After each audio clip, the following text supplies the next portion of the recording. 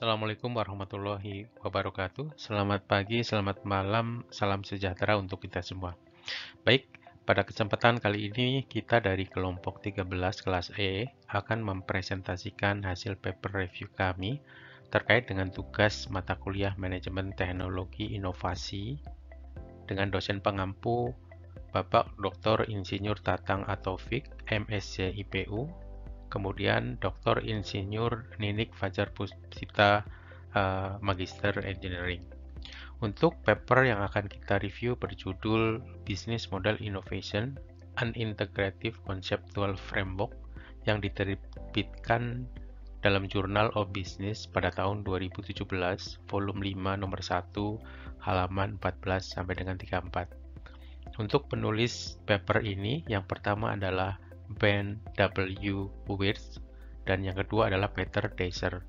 Sedangkan reviewer dari kelompok 13 adalah saya sendiri, Rahmat Widianto, dengan nomor NRP 60322217173. Kemudian Sally Nisa Saputri dengan nomor NRP 60322211177. Kami adalah mahasiswa dari program studi Magister Manajemen Teknologi jurusan Manajemen Rantai Pasok. Adapun daftar isi dari jurnal review yang akan kita bahas, yang pertama adalah abstrak, kemudian pendahuluan, selanjutnya adalah literatur review, metodologi, dilanjutkan dengan pembahasan, kesimpulan, dan yang terakhir adalah kelebihan, kekurangan, dan saran. Kita mulai dengan abstrak. Kita mulai dengan tujuan ya. Tujuan daripada penelitian ini atau hal yang mendasari penelitian ini adalah adanya kesenjangan antara semakin pentingnya inovasi model bisnis atau yang kita singkat dengan IMB dalam sains dan manajemen dengan terbatasnya panduan konsep model bisnis yang tersedia. Oleh karena itu, kegiatan penelitian ini adalah untuk mengidentifikasi dan mengeksplorasi mengenai pengetahuan inovasi model bisnis yang tidak integratif, kemudian disusun ke dalam kerangka kerja model bisnis yang integratif, sehingga bisa menambah pengetahuan tentang fenomena model bisnis tersebut dan menyediakan panduan yang bermanfaat tentunya bagi para peneliti dan praktisi. Metodologi yang dilakukan dalam penelitian ini adalah dengan cara mengidentifikasi pengetahuan inovasi model bisnis melalui penelitian berbasis literatur dan kemudian menyimpulkan ke dalam kerangka kerja inovasi model bisnis yang integratif. Hasil penelitian ini bisa menambah pemahaman kita tentang elemen kunci dan dimensi dari inovasi model bisnis, kemudian menyajikan wawasan konseptual yang lebih komprehensif terkait dengan fenomena inovasi model bisnis. Dan yang terakhir, memberikan implikasi untuk sains dan manajemen yang berfungsi sebagai panduan yang berguna untuk penelitian selanjutnya. Yang terakhir adalah implikasi praktisnya. Kerangka inovasi model bisnis yang dihasilkan dapat menjadi panduan bagi para manajer untuk mengidentifikasi masalah-masalah yang krusial dan juga dapat berfungsi sebagai pedoman pembuatan inovasi model bisnis itu sendiri. Baik, bab selanjutnya adalah pendahuluan. Di pendahuluan ini kita menemukan bahwasannya selama dekade terakhir penelitian telah menemukan bukti yang menarik yang menghubungkan inovasi model bisnis yang sukses dengan penciptaan nilai. Selain itu, inovasi model bisnis dipandang sebagai alat pendukung manajemen yang kuat dan bisa mendukung perusahaan dalam menghadapi persaingan global dan kondisi pasar yang semakin ketat dan dinamis dewasa ini. Dengan demikian, inovasi model bisnis menjadi semakin penting baik di bidang akademik ataupun literatur, dan juga dalam prakteknya, mengingat sejumlah peluang untuk membuat konfigurasi model bisnis ini dengan tentunya kemajuan teknologi, preferensi pelanggan, dan juga deregulasi. Akan tetapi, tidak bisa dipungkiri bahwasanya pengetahuan mengenai inovasi model bisnis masih terbatas, dan konsep yang tersedia juga tidak cukup untuk mendukung manajemen dalam berinovasi model bisnis di perusahaan mereka. Kemudian, berdasarkan hal tersebut, penelitian harus dilakukan untuk menyajikan pemahaman dan konsep yang integratif ya terhadap inovasi model bisnis, karena sangat penting dan bisa mempercepat pengembangan model bisnis yang berkelanjutan dalam penelitian maupun praktek. Jadi kesimpulannya adalah tujuan dari penelitian ini adalah untuk mengembangkan kerangka model bisnis yang menghadirkan wawasan yang integratif dan menjelaskan secara komprehensif faktor, kunci, elemen, dimensi dari masing-masing inovasi model bisnis tersebut. Baik, dalam literatur review ini peneliti menggunakan 6 kerangka model bisnis yang sekarang ada di literatur, gitu ya. Dan dari ke-6 ini dimulai dari tahun 2000, di mana Malhotra memberikan suatu kerangka inovasi model bisnis yang berorientasi pada pengembangan sistem manajemen organisasi untuk mencapai keunggulan dalam berkompetisi yang berkelanjutan. Kemudian 2 tahun kemudian, Deloitte memberikan atau menyajikan kerangka inovasi model bisnis yang berorientasi pada proses dalam 3 dimensi. Yang pertama adalah siapa, apa, dan bagaimana. Dan kerangka inovasi model bisnis ini juga berfokus pada konteks inovasi model bisnis dalam faktor eksternal ataupun internal dan kemampuan untuk dieksploitasi. Selanjutnya, kerangka model bisnis yang ditawarkan dari Mahadevan di tahun 2004 yang mendefinisikan elemen, yaitu siapa yang harus dilayani, apa yang ditawarkan, bagaimana beroperasi, dan yang terakhir adalah eksternal faktor. Setelah Mahadevan di 2004 ada juga dari Volpel et al. Yang menyajikan kerangka inovasi model bisnis yang mendefinisikan 4 pilar. Pilar yang pertama adalah pelanggan, yang kedua adalah teknologi, kemudian infrastruktur, sistem bisnis, ekonomi, dan yang terakhir adalah profitabilitas. Di tahun 2009, IBM, sebuah perusahaan teknologi, membagi 3 jenis model inovasi bisnis ke dalam 3 jenis model ya. Yang pertama adalah model inovasi industri, model inovasi pendapatan, dan model inovasi perusahaan. Dan yang terakhir yang paling update adalah dari Yang et al.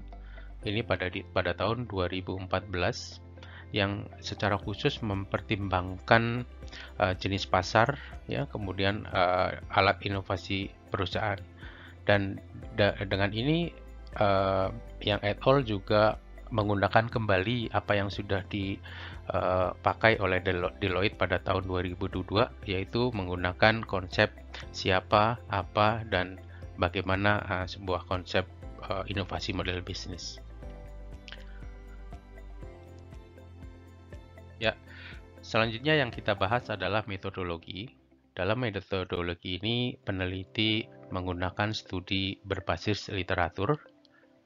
Metode studi literatur ini adalah serangkaian kegiatan yang berkenaan dengan metode pengumpulan data pustaka, membaca, mencatat, serta mengolah bahan sebagai bahan penelitian.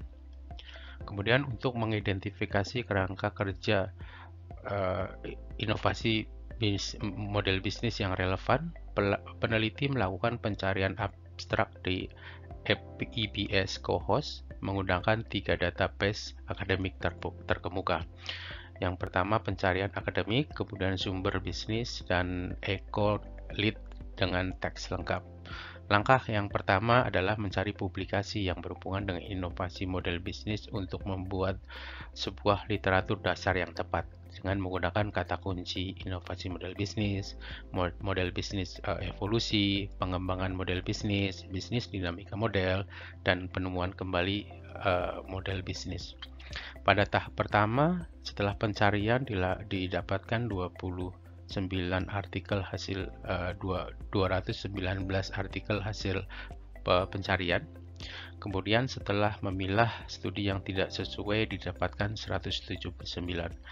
Dari 179 ini digali lebih jauh, diteliti lebih jauh beserta referensinya, dan akhirnya mendapatkan 6 kerangka kerja inovasi model bisnis yang relevan yang akan dijadikan acuan sebagai pembuatan kerangka inovasi model bisnis yang integratif. Setelah mendapatkan 6 kerangka kerja inovasi model bisnis yang akan dipakai sebagai penelitian, kemudian peneliti mencoba untuk mengidentifikasi secara sistematis terhadap elemen kerja inovasi model bisnis. Yang selanjutnya, peneliti menggunakan tolok ukur yang tepat dengan cara meneliti kerangka kerja dan dimensinya. Dengan pendekatan ini menghasilkan 6 dimensi, ya.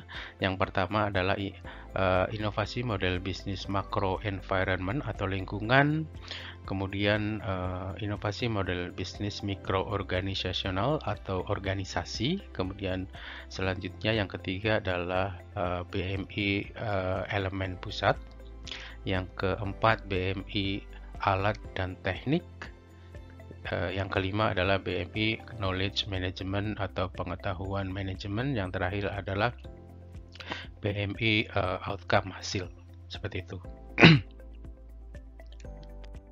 Nah, setelah mendapatkan kerangka model bisnis dan juga dimensinya, kemudian telah dilakukan analisa oleh peneliti dengan menggunakan dua evaluasi. Yang pertama adalah spektrum dan yang kedua adalah intensitas penggunaan elemen dari BMI tersebut, ya.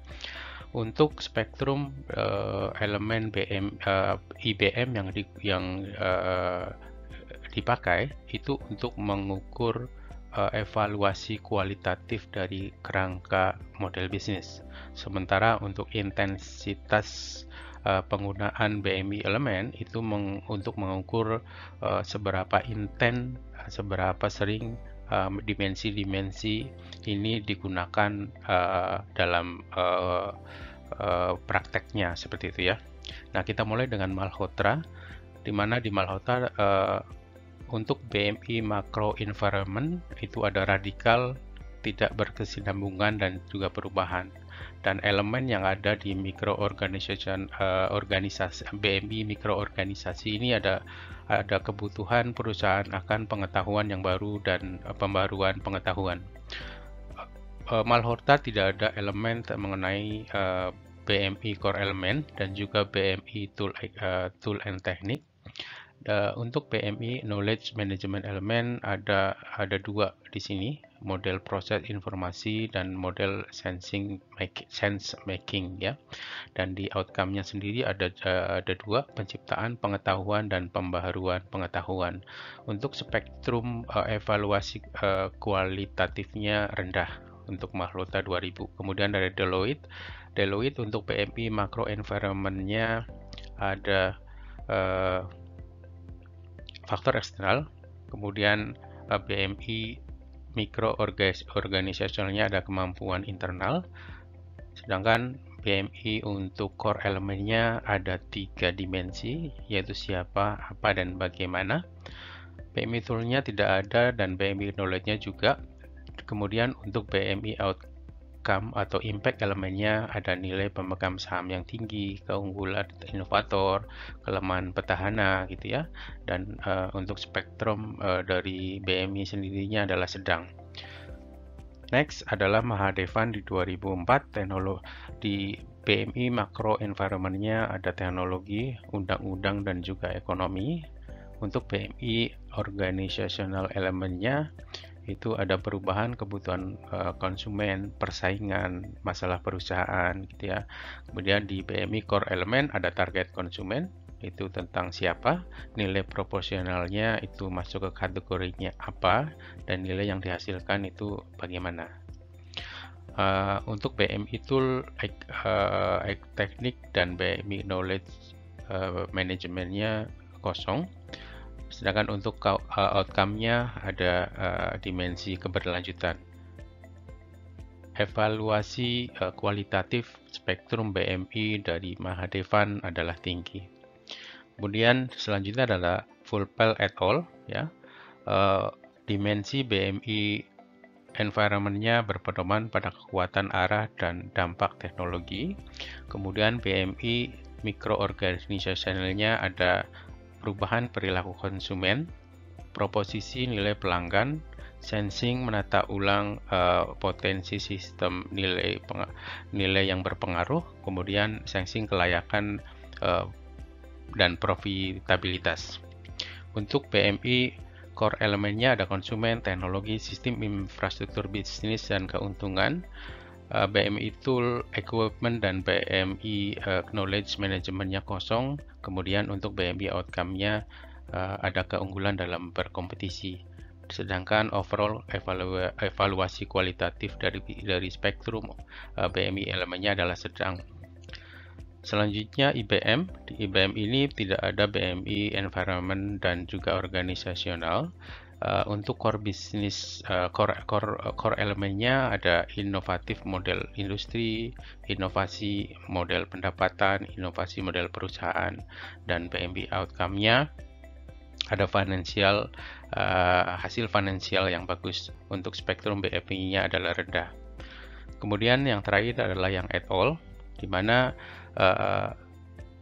dimensi yang ada pada yang et al yang pertama adalah terkait dengan organisasional, ya, yaitu yang pertama adalah perusahaan, konsumen, nilai produk, dan keuntungan. Kemudian BMI core elemennya sama seperti Deloitte, yaitu ada 3 dimensi, siapa, apa, dan bagaimana. Terus untuk BMI tool dan tekniknya ada prosedur, kombinasi, evaluasi internal. Dan yang selanjutnya adalah BMI outcome-nya ada keberlanjutan, keunggulan, dan dalam berkompetisi. Sedangkan untuk spektrum BMI elemennya adalah sedang. Nah, sedangkan kalau kita lihat di sini untuk BMI-nya ya dengan evaluasi kualitatif terhadap penggunaannya, BMI makro environmental adalah tinggi, BMI mikro organisational elemennya sama tinggi, BMI core elemennya juga tinggi, BMI tool dan tekniknya rendah, BMI knowledge management elemen juga rendah, dan BMI outcome-nya cukup bagus, yaitu sangat tinggi. Ya, oke. Untuk selanjutnya pembahasan akan disampaikan oleh Sally Nisa Saputri. Terima kasih. Ya, terima kasih atas waktunya Pak Rahmat. Baik, saya lanjutkan ya terkait dengan pembahasan lanjutan dari paper ini, bahwa saya ingin menjelaskan bagaimana penulis mengembangkan kerangka BMI inovatifnya itu sendiri. Ada 6 elemen penting dalam bisnis model inovatif. Yang pertama adalah lingkungan BMI makro dan mikro. Yang kedua adalah BMI lingkungan pusat. Yang ketiga adalah teknik dan alat BMI. Yang keempat adalah manajemen pengetahuan atau informasi. Yang kelima adalah intensitas BMI. Dan yang keenam adalah hasil dan dampak dari BMI. Lingkungan BMI makro dan juga mikro. Untuk lebih detailnya, kita akan membahas terkait dengan kerangka umum yang memisahkan elemen BMI penting ke dalam dimensi BMI lingkungan. Pembagian lebih lanjut dari lingkungan dimensi BMI adalah dengan pembagian mikro dan juga makro menurut Deloitte 2022. Pendekatan serupa juga ditentukan atau ditemukan dalam studi Batcherer et al. 2012 dan Karayanis et al. 2015 yang membagi BMI menjadi pemicu eksternal dan juga internal. Di sini bisa terlihat gambarnya. Untuk dimensi lingkungan terbagi menjadi 2, yaitu macro level dimension, yaitu berupa globalization, regulatory or economic issues, industry market shift, dan juga teknologi. Selanjutnya untuk di micro level dimension itu berupa changing customer need, firm dynamic, product service innovation, dan juga competition. Dimensi BMI lingkungan ini lebih berfokus pada faktor makro dan juga mikro yang saya sebutkan tadi, yang mendorong peningkatan lingkungan bisnis yang dinamis, yang secara eksplisit berkonsentrasi bagaimana perusahaan berinteraksi dengan lingkungannya. Dari perspektif macro level dimension, itu memungkinkan perusahaan untuk berinovasi bisnis model mereka dengan mengadaptasi micro level dimensi itu sendiri. Secara ringkas, elemen lingkungan makro dan juga mikro diharapkan secara signifikan mempengaruhi perilaku BMI. Jadi dalam penulisan jurnal ini, saya menemukan sebuah case study di mana Google dengan mudah dan mereka mengadaptasi BMI dengan sukses menurut saya, dan itu dibuktikan dengan adanya produk-produk baru ataupun service baru yang dikeluarkan oleh Google, di mana produk dan service itu beradaptasi ya dengan kebutuhan-kebutuhan makronya mereka, lingkungannya mereka, seperti itu. BMI lingkungan pusat. BMI lingkungan pusat menurut Deloitte 2022 dan Yang et al. 2014 menggunakan dibagi menjadi 3, yaitu siapa, apa, bagaimana, di mana sesuai dengan Mahadevan 2004, siapa mengacu kepada target group atau customer, apa mengacu kepada value proposition, sedangkan bagaimana mengacu kepada value constellation. BMI faktor sebagai elemen pertama, sedangkan BMI area sebagai elemen kedua dalam lingkungan pusat yang dapat Anda lihat pada gambar berikut. Untuk inovasi bisnis saat ini dan mengembangkan model bisnis baru seperti memodifikasi kegiatan organisasi, struktur, sumber daya baru, dan kompetensi dalam kaitannya dengan BMI berdampak pada model komponen model bisnis. Organisasi harus memperhitungkan hubungan sebab akibat dan interaksi antara faktor BMI yang menjadi sasaran menurut Casadeus, Masanal, dan Richard 2010, Enkel, dan Mesger 2013. BMI dapat dimodifikasi dan menyesuaikan untuk meningkatkan efisiensi dan efektivitas. Pada slide sebelumnya, kita telah membahas terkait dengan BMI lingkungan dan juga BMI sentral. Selanjutnya, kita akan membahas dua elemen penting di sini, yaitu berupa elemen BMI teknik dan tool dan juga knowledge atau information processing dan sense. Pada dasarnya, BMI lingkungan dan juga BMI sentral itu adalah saling mempengaruhi ya. Mereka tidak dapat dipisahkan, tetapi BMI environmental dan juga BMI sentral ini dipengaruhi oleh dua elemen tadi yang saya sudah sebutkan. Elemen-elemen BMI teknik dan juga tools, knowledge, information processing, dan sense merupakan elemen penting pada kerangka kerja BMI integratif. Setelah lihat gambaran besar di slide sebelumnya, ini adalah lanjutan dari kerangka BMI integratif. Elemen yang akan kita bahas selanjutnya yaitu adalah elemen intensitas BMI dan juga hasil dan dampak BMI. Di sini bisa kita lihat ya bahwa dari BMI lingkungan, BMI sentral yang saling berintegrasi di mana dipengaruhi oleh dua teknik tersebut, lalu menghasilkan BMI integrity yang berupa moderate innovation dan juga radical innovation. Integritas BMI, kerangka BMI tidak memperhitungkan intensitas BMI, tetapi ada intensitas BMI yang berbeda. Intensitas BMI, mulai dari inovasi moderat hingga radikal, adalah sebuah elemen penting dari kerangka BMI integratif. Untuk digarisbawahi di sini bahwa inovasi moderat lebih minim resiko dan lebih minim usaha dibandingkan dengan inovasi radikal. Selanjutnya, dari inovasi moderat dan juga inovasi radikal turunlah berupa BMI sustainability dan juga BMI competitive advantage. Hasil dampak BMI atau BMI value creation diidentifikasi berupa keberlanjutan sustainability dan juga keuntungan kompetitif.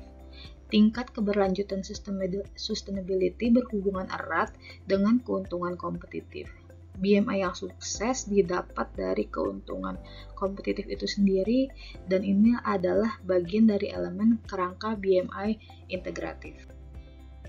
Berikut ini merupakan konsep keseluruhan kerangka BMI integratif. Di sini dapat terlihat ya bahwa 6 elemen yang saya sebutkan di awal sudah tampak di sini, mulai dari BMI lingkungan, BMI sentral, BMI teknik dan tool, knowledge information processing sense, BMI intensity sampai dengan value creation-nya.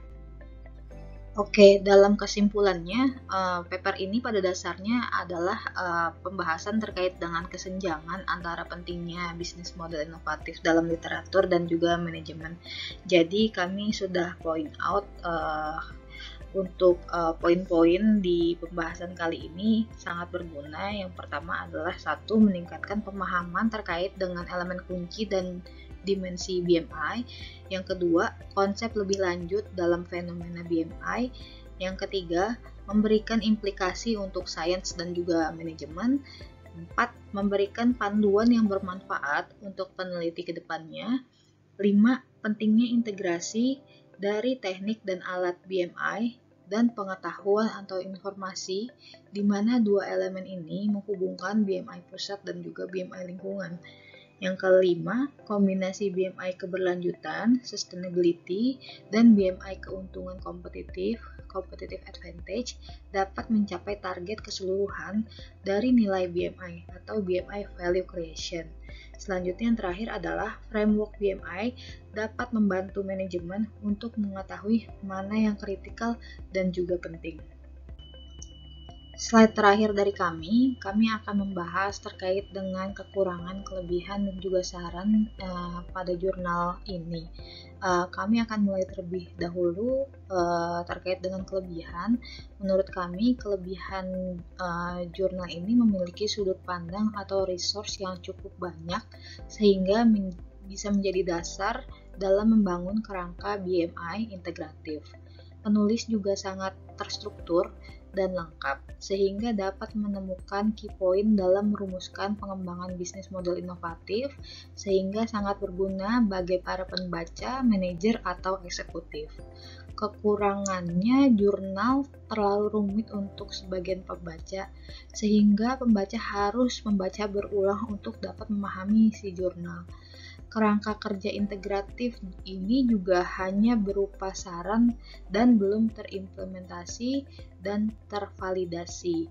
Saran dari kami untuk jurnal atau paper ini adalah berupa penelitian lebih lanjut, khususnya terkait dengan implementasi, validasi, serta diharapkan pada penelitian berikutnya dapat lebih berfokus pada manajemen risiko. Oke, sekian dari tim kelompok 13. Apabila ada yang kurang, kami mohon maaf. Terima kasih sebelumnya. Sampai jumpa.